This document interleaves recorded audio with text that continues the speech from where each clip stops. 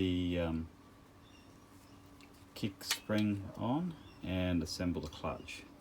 So first thing to look at in the Kickstarter, as you can see the stop there, see that Phillips head screw there. You just see the stop hitting it on the right hand side about the 3 o'clock position. So that's with the kick lever all the way down after the kick stroke. So that's where it stops. You need to position it fully clockwise. You can just see it. Oh, I don't know if I can see it. Hang on, I'll try and get something to.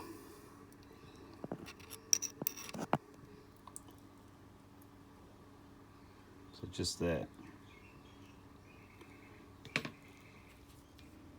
So here is where one end of the spring tang goes, and the other tang will go in this hole here.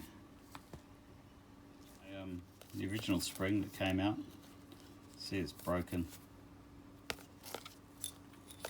See the tang that fits into the engine case snapped off.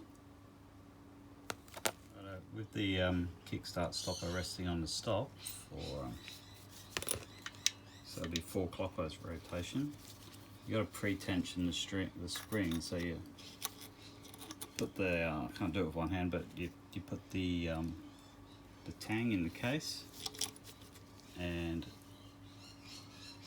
locate the spring in the hole there. And just pop it in. Right, the kick spring is in place. You see this spacer here? It's a chamfer on one end and it's flat on the other. It goes in that way up. So let me just put it into place. It's a bit hard to do with one hand, but anyway, that's how it goes in.